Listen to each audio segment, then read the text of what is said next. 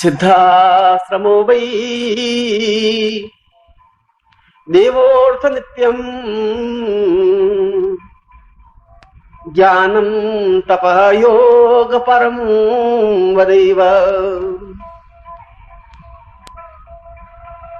ಸಿದ್ಧೋರ್ಥ ರೂಪಮಪರಂ ಮಹಿತಂ ವದೇವಂ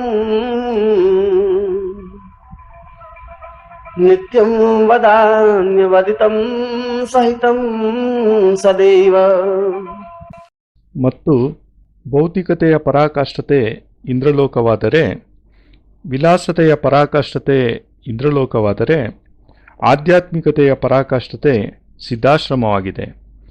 ಜೀವನದ ಪೂರ್ಣತೆಯ ಪರಾಕಾಷ್ಠತೆ ಸಿದ್ಧಾಶ್ರಮವಾಗಿದೆ. ಬ್ರಹ್ಮಾಂಡದ ಚೈತನ್ಯತೆಯ ಪರಾಕಾಷ್ಠತೆ ಸಿದ್ಧಾಶ್ರಮವಾಗಿದೆ. ಮತ್ತು ಈ ಸಿದ್ಧಾಶ್ರಮದ ಪ್ರಾಣಸ್ವರೂಪರು, ಆಧಾರಭೂತ ಸ್ವರೂಪರು ಗುರುದೇವ ಸ್ವಾಮಿ ಸಚ್ಚಿದಾನಂದರಾಗಿದ್ದಾರೆ. ಅವರ ಚಿಂತನೆಯಿಂದ, ಅವರ ಮಾರ್ಗದರ್ಶನದಂತೆಯೇ ಸ್ವಯಂ ದೇವಶಿಲ್ಪಿ ವಿಶ್ವಕರ್ಮನೇ ಈ ಸಿದ್ಧಾಶ್ರಮದ ನಿರ್ಮಾಣವನ್ನು ಮಾಡಿದ್ದಾನೆ. ಯಾರ ಸಂಕೇತ ಮಾತ್ರದಿಂದ ಈ ಸಿದ್ಧಾಶ್ರಮ ಪೂರ್ಣ ಚೈತನ್ಯ ಸ್ವರೂಪವಾಯಿತೋ, ಯಾರ ಚಿಂತನೆಯಿಂದ ದೇವಗಂಗೆಗಿಂತ ಶ್ರೇಷ್ಠ, ಪವಿತ್ರ, ದಿವ್ಯ ಮತ್ತು ಮಹಾನ್ ಸಿದ್ಧಯೋಗ ಸರೋವರದ ನಿರ್ಮಾಣವಾಯಿತೋ, ಆ ಸರೋವರದ ನೀರು ಅತ್ಯಂತ ಸ್ವಚ್ಛ ಮತ್ತು ಪವಿತ್ರವಾಗಿದ್ದು ಸಂಪೂರ್ಣ ಕಾಯಕಲ್ಪ ಮಾಡುವಲ್ಲಿ ಸಮರ್ಥವಾಯಿತೋ, ಆ ನಿರ್ಮಲ ಜಲ ಆಧಾರವಾಗಿದೆ, ಚೇತನವಾಗಿದೆ. ಮತ್ತು ಅಂತಹ ಸಿದ್ಧಾಶ್ರಮದ ಪ್ರಾಣಸ್ವರೂಪರಾದ ಸ್ವಾಮಿ ಸಚ್ಚಿದಾನಂದರಿಗೆ ನಾನು ಪ್ರಣಾಮಗಳನ್ನು ಸಲ್ಲಿಸುತ್ತಿದ್ದೇನೆ. Just as heaven denotes the height of pleasures, similarly Siddhashram denotes the highest echelons of spiritualism, the totality of life and all divinity of the universe. And the soul and the life of this Siddhashram is Gurudev Swami Sachchidanand Ji. It was on his instructions that Vishwakarma, the architect of the gods, built Siddhashram, and it was due to him that this place acquired its divine form.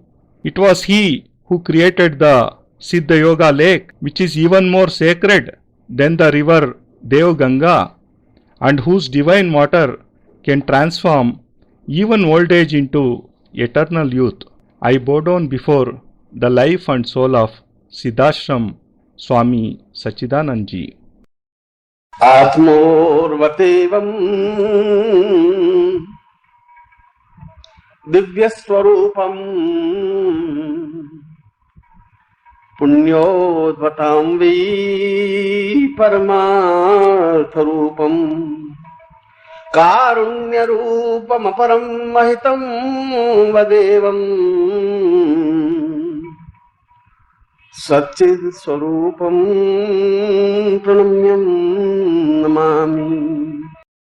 ಯಾರು ಸಾವಿರಾರು ವರ್ಷಗಳ ಆಯಸ್ಸನ್ನು ಪಡೆದಿದ್ದರೂ ಸಹ ಪೂರ್ಣ ಯೌವನದಿಂದ ಕಂಗೊಳಿಸುತ್ತಿದ್ದಾರೆಯೋ, ಯಾರ ಮುಖಮಂಡಲದ ತೇಜಸ್ಸು ಸೂರ್ಯನಂತೆ ಪ್ರಖರ ಮತ್ತು ಚಂದ್ರನಂತೆ ಶೀತಲವಾಗಿದೆಯೋ, ಯಾರ ಮುಖದ ದೇದೀಪ್ಯತೆಯು ಬ್ರಹ್ಮಾಂಡದ ದೇದೀಪ್ಯತೆಯ ಸಮಾನವಾಗಿರುವುದೋ, ಯಾರ ಕಣ್ಣುಗಳು ಅರಳಿರುವ ಕಮಲ ಪುಷ್ಪಗಳಂತೆ ವಿಕಸಿತವಾಗಿವೆಯೋ, ಯಾರ ಲಲಾಟವು ಹಿಮಾಲಯದಂತೆ ಭವ್ಯ ಮತ್ತು ಅದ್ವಿತೀಯವಾಗಿರುವುದೋ, ಯಾರ ತಲೆಯ ಮೇಲೆ ಜಟೆಗಳು ನಗಾದಿರಾಜ ಹಿಮಾಲಯದ ಮೇಲೆ ಹಿಮದಿಂದ ಹೊರಹೊಮ್ಮುತ್ತಿರುವ ನದಿಗಳ ಸಣ್ಣ ಸಣ್ಣ ಅಲೆಗಳು ಪ್ರವಹಿಸುತ್ತಿರುವಂತೆ ಭಾಸವಾಗುತ್ತವೆಯೋ, ಅಂತಹ ಅದ್ವಿತೀಯ ವ್ಯಕ್ತಿತ್ವದ ಮುಂದೆ ದೇವತೆಗಳೂ ಸಹ ತಮ್ಮನ್ನು ತಾವೇ ನಗಣ್ಯವೆಂದು ಭಾವಿಸುತ್ತಾರೆ. ಅಂತಹ ದಿವ್ಯ ತೇಜಸ್ವಿ ರೂಪವನ್ನು, ಮುಖಮಂಡಲವನ್ನು ದರ್ಶನ ಮಾಡುವುದರಿಂದ ಪೂರ್ಣ ಪವಿತ್ರತೆ ಮತ್ತು ಕರುಣೆಯ ಅನುಭೂತಿಯಾಗುತ್ತದೆ.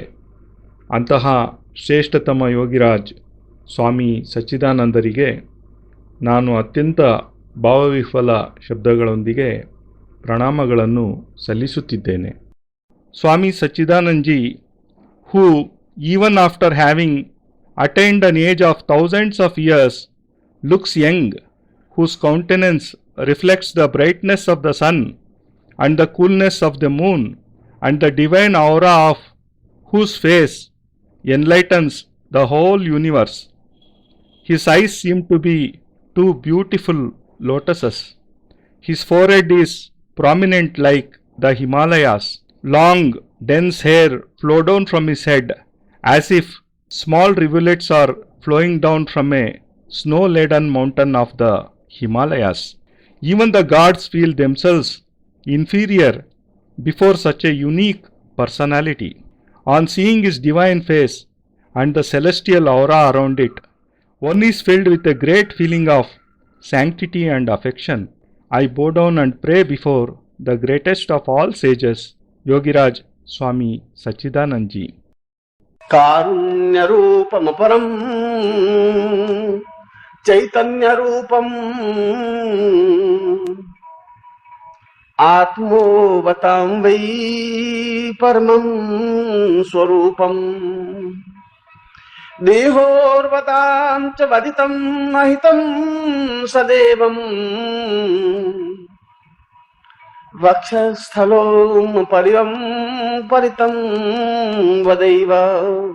ಮತ್ತು ಅವರ ವಕ್ಷಸ್ಥಲ ಉಬ್ಬುತ್ತಿರುವ ಸಮುದ್ರದಂತೆ ಭಾಸವಾಗುತ್ತದೆ. ಅವರ ಕತ್ತಿನಲ್ಲಿ ಅವರ ಕಂಠದಲ್ಲಿರುವಂತಹ ರುದ್ರಾಕ್ಷಿಗಳ ಮಾಲೆ ಮತ್ತು ಸಿದ್ಧಮಾಲೆಗಳು ಹಿಮಾಲಯವನ್ನು ತನ್ನಲ್ಲಿಯೇ ಲೀನವಾಗಿಸಿಕೊಂಡು ದೇವಗಂಗೆಯು ಹರಿಯುತ್ತಿರುವಂತೆ ಭಾಸವಾಗುತ್ತದೆ. ಅವರ ತುಟಿಗಳೆರಡು ಪ್ರತಿಕ್ಷಣವೂ ಯಾವ ರೀತಿ ಮುಗುಳ್ನಗುತ್ತಿರುವಂತೆ ಅನುಭವವಾಗುತ್ತದೆ ಎಂದರೆ, ಸಮಸ್ತ ವನಪ್ರಾಂತ್ಯಗಳು, ಸಮಸ್ತ ಪ್ರಕೃತಿ ನಿರ್ಮಲ ಸ್ವಚ್ಛ ದರ್ಪಣ ರೂಪವಾಗಿ ಮುಗುಳ್ನಗೆಯನ್ನು ಚೆಲ್ಲಿದಂತೆ. ಮತ್ತು ಯಾರ ಕಣ್ಣುಗಳೆರಡು ಸ್ವಯಂ ಕರುಣೆಯೇ ಸಾಕ್ಷಾತ್ ಸ್ವರೂಪವಾಗಿ ನಮ್ಮೆದುರು ಉಪಸ್ಥಿತವಾದಂತೆ ಭಾಸವಾಗುವುದೋ, ಯಾರ ಕಣ್ಣಿನಲ್ಲಿ ವಾತ್ಸಲ್ಯ ಭಾವವಿರುವುದೋ, ಯಾರ ಕಣ್ಣುಗಳಲ್ಲಿ ಕರುಣೆ ತುಂಬಿರುವುದೋ, ಯಾರ ಕಣ್ಣುಗಳಲ್ಲಿ ಪ್ರೇಮ ಮನೆ ಮಾಡಿರುವುದೋ, ಯಾರ ಕಣ್ಣುಗಳಲ್ಲಿ ಸಮಸ್ತ ಜಗತ್ತೂ ತನ್ನದೇ ಎನ್ನುವ ಉದಾತ್ತ ಭಾವವಿದೆಯೋ, ಯಾರ ಕಣ್ಣುಗಳಲ್ಲಿ ಪೂರ್ಣ ಪವಿತ್ರತೆ ಹಾಗೂ ನಿಷ್ಕಪಟತೆ ಇವೆಯೋ, ಯಾರು ಸಾಕ್ಷಾತ್ ಕರುಣೆಯ ಸಾಕ್ಷಾತ್ ವಿಗ್ರಹವಾಗಿದ್ದಾರೆಯೋ, ಅಂತಹ ಶ್ರೇಷ್ಠತಮ ಗುರುದೇವ್ ಯೋಗಿರಾಜ್ ಸ್ವಾಮಿ ಸಚ್ಚಿದಾನಂದರಿಗೆ ನಾನು ಪೂರ್ಣ ಭಾವವಿಹ್ವಲ ಶಬ್ದಗಳಿಂದ ಪ್ರಣಾಮಗಳನ್ನು ಸಲ್ಲಿಸುತ್ತಿದ್ದೇನೆ. His chest seems to be a large, unmovable rock. The Rudraksh and Siddha rosaries hanging around his neck look like two streams of mountain rivers. A divine smile is always present on his lips, and the whole nature borrows this celestial joy and blooms into magnificence. His eyes always remain filled with kindness, affection, and love for the whole world, and they keep showering everyone with a soothing radiance. I bow down before Gurudev Yogiraj Swami Sachchidanand ji, who is an epithet of kindness and benevolence. ಹಿಮವಂತರೂಪಮಪರಂ ಮಹಿತಂ ವದೇಯಂ ಗಂಗೋಚ್ಛ್ವಾಸ ಸರಿತಂ ಆದ್ಯ ಸ್ವರೂಪಂ ಪುಣ್ಯೋರ್ವತಾಂ ಚ ವದಿತಂ ವಹಿತಂ ಸ್ವರೂಪಂ ಸಚ್ಚಿತ್ ಸ್ವರೂಪಂ ಪ್ರಣಮ್ಯಂ ನಮಾಮಿ. ಯಾರ ಕೀರ್ತಿಯು ಹಿಮಾಲಯದಂತೆಯೇ ಮಹಾನ್, ಉಚ್ಚ, ಅದ್ವಿತೀಯ ಮತ್ತು ಪವಿತ್ರ ನಿಷ್ಕಪಟವಾಗಿದೆಯೋ, ಯಾರ ಸ್ನೇಹವು ಪರಮಪಾವನ ಗಂಗೆಯಂತೆ ನಿರ್ಮಲ ಹಾಗೂ ಸ್ವಚ್ಛವಾಗಿದೆಯೋ, ಯಾರ ಚೇತನವು ಗಂಗೋತ್ರಿಯ ಸಮಾನವಾಗಿ ದಿವ್ಯ ಮತ್ತು ಅದ್ವಿತೀಯವಾಗಿದೆಯೋ, ಯಾರ ಶ್ವಾಸ ಪ್ರಶ್ವಾಸಗಳು ಸ್ವಯಂ ತಂಗಾಳಿ ಮತ್ತು ಸುಗಂಧಗಳ ಪೂರ್ಣತೆಯಾಗಿದೆಯೋ, ಯಾರಿಗೆ ಸಮಸ್ತ ಜಗತ್ತು ತನ್ನದೇ ಆಗಿದೆಯೋ, ಮತ್ತು ಯಾರ ಸಂಪೂರ್ಣ ಶರೀರವು ಬ್ರಹ್ಮಾಂಡದ ಕೇಂದ್ರೀಯಭೂತ ಸ್ವರೂಪವಾಗಿರುವುದೋ, ಅವರ ಶರೀರವನ್ನು ನೋಡುತ್ತಿದ್ದರೆ ಹೇಗನಿಸುತ್ತದೆ ಎಂದರೆ, ಸಮಸ್ತ ಬ್ರಹ್ಮಾಂಡವು ಒಂದೇ ಜಾಗದಲ್ಲಿ ಏಕತ್ರವಾಗಿರುವಂತೆ, ಒಂದುಗೂಡಿರುವಂತೆ, ಮತ್ತು ಆತ್ಮನೇತ್ರಗಳಿಂದ, ದಿವ್ಯ ನೇತ್ರಗಳಿಂದ, ಜ್ಞಾನ ನೇತ್ರಗಳಿಂದ ನಾವು ಅವರ ಸಾಕ್ಷಾತ್ ಶರೀರದ ವಿಗ್ರಹವನ್ನು ವೀಕ್ಷಿಸಿದರೆ ಇಡೀ ಬ್ರಹ್ಮಾಂಡವೇ ಅವರ ಶರೀರದಲ್ಲಿ ಗತಿಶೀಲವಾಗಿರುವಂತೆ ಅನಿಸುತ್ತದೆ. ಸೂರ್ಯ, ಚಂದ್ರ, ನಕ್ಷತ್ರ, ಗ್ರಹ, ವಾಯು, ಗಂಧರ್ವ, ಯಕ್ಷ, ಕಿನ್ನರರು ಮತ್ತು ಪೂರ್ಣ ಬ್ರಹ್ಮಾಂಡದ ಕಣಕಣವೂ ಅವರ ಶರೀರದಿಂದಲೇ ಗತಿಶೀಲವಾಗಿದೆ ಎನಿಸುತ್ತದೆ. ಯಾರು ತನ್ನಲ್ಲಿಯೇ ಬ್ರಹ್ಮಾಂಡಮಯವಾಗಿದ್ದಾರೆಯೋ, ಯಾರಲ್ಲಿ ಪೂರ್ಣ ಬ್ರಹ್ಮಾಂಡವೇ ಲೀನವಾಗಿದೆಯೋ ಅಂತಹ ಮಹಾನ್ ಅದ್ವಿತೀಯ ವಿಭೂತಿಯನ್ನು ಶಬ್ದಗಳಿಂದ ವರ್ಣಿಸಲು ಸಾಧ್ಯವಾಗುತ್ತದೆಯೇ? ಅಂತಹ ಮಹಾನ್ ಯುಗಪುರುಷರನ್ನು ಶಬ್ದಗಳ ಮಾಧ್ಯಮದಿಂದ ಉಚ್ಚರಿಸಲು ಸಾಧ್ಯವೇ? ಅಂತಹ ಮಹಾನ್ ಯೋಗಿರಾಜರನ್ನು ಯಾವುದೇ ಭಾಷೆಯ ಮಾಧ್ಯಮದಿಂದ ಉಚ್ಚರಿಸಲು ಸಾಧ್ಯವಾಗುತ್ತದೆಯೇ? ಇದು ಎಂದಿಗೂ ಸಾಧ್ಯವಿಲ್ಲ, ಅಸಂಭವ. ಎಲ್ಲಿ ಮಾತೆ ಸ್ವಯಂ ಮೌನವಾಗಿದೆಯೋ, ಎಲ್ಲಿ ಸ್ವಯಂ ಶಬ್ದವೇ ಸ್ಥಿರವಾಗಿದೆಯೋ, ಎಲ್ಲಿ ಸ್ವಯಂ ವಾಗ್ದೇವಿ ಸರಸ್ವತಿಯೇ ಅಶಕ್ತಳಾಗಿರುವಳೋ, ಇಡೀ ಪ್ರಪಂಚದಲ್ಲಿರುವ ಎಲ್ಲ ಶಬ್ದಗಳು ಯಾರೆದುರು ಅತ್ಯಲ್ಪವೆನಿಸುತ್ತದೆಯೋ ಅಂತಹ ಮಹಾನ್ ಅದ್ವಿತೀಯ ನನ್ನ ಗುರುದೇವರಾದ ಯೋಗಿರಾಜ್ ಸ್ವಾಮಿ ಸಚ್ಚಿದಾನಂದರಿಗೆ ನಾನು ಪೂರ್ಣತೆಯೊಂದಿಗೆ ಪ್ರಣಾಮಗಳನ್ನು ಸಲ್ಲಿಸುತ್ತಿದ್ದೇನೆ. His eminence is unsurmountable, unique and sacred like the Himalayas. The affection which he showers is pure and soothing like the holy river Ganga. His conscience is divine like Gangotri, the source of river Ganga. His breath is filled with empyrean fragrance. His body is in itself the center of the whole universe, and for him the whole world is his own. On perceiving his divine form, it seems as if the whole universe has been concentrated in his physical body.